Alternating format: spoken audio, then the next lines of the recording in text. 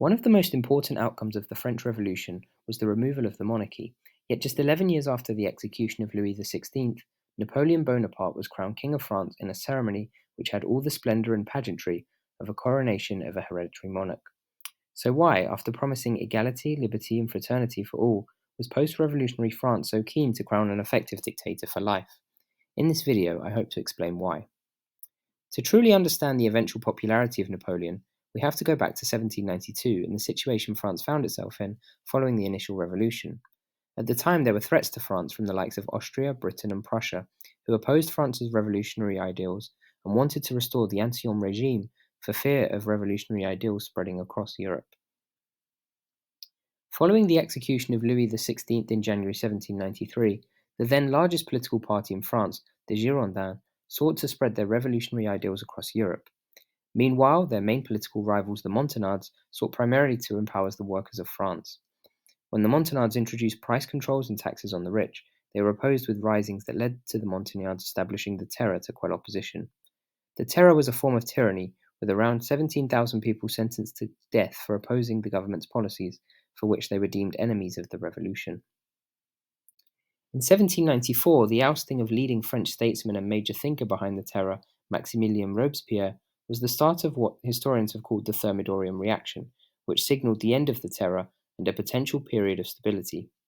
However, a poor harvest in 1794 meant many became much poorer, and the Parisian poor rose against their conditions of poverty in 1795. The Directory was then brought in to bring stability, although its supposed lack of democratic ideals was widely criticised, and others claimed the Directory was corrupt.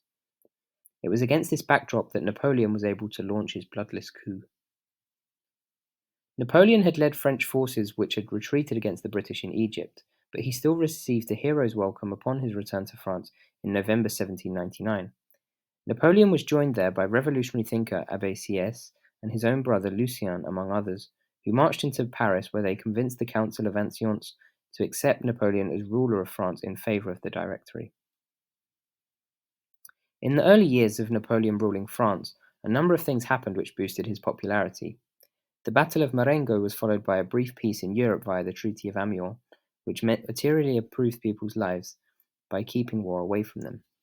Meanwhile, in 1804, a plot to assassinate Napoleon was discovered, and it included assistance from the House of Bourbon. What became apparent from the Bourbon plot was that Napoleon and therefore the wider revolution were under threat from forces within France. To combat this, a referendum was held in 1804 with 99% of people voting for Napoleon to be proclaimed emperor. So in the early 19th century, the French public supported Napoleon in huge enough numbers to make the consulate permanent, and Napoleon became effective dictator for life. According to Madame de Rémusat, the people of France had become tired of the chaos that the revolution had fostered in French politics, and thus they became content to give sole power to Napoleon. As a man with a military background, he could comfortably claim a sense of authority and threat towards potential opponents. Others would argue that the removal of religion from French society made them seek a godlike figure who could offer protection and authority. Napoleon himself certainly played into this idea of himself as a great ruler destined for power, as he was, after all, the descendant of nobles, while Jacques-Louis David's depiction of him played into this sense of a man larger than life itself, and therefore worthy of ruling. Alexis de Tocqueville argued that the revolution overemphasized equality over liberty, and therefore a strongman ruler like Napoleon was able to come in and dictate life to the French people who had not sufficiently been exposed to the idea of liberty. Whatever the reason, what cannot be denied is that when Napoleon was crowned in 1804, it was with huge public support. Thank you for watching, and please let me know in the comments if there are any topics you would like me to cover in a future video.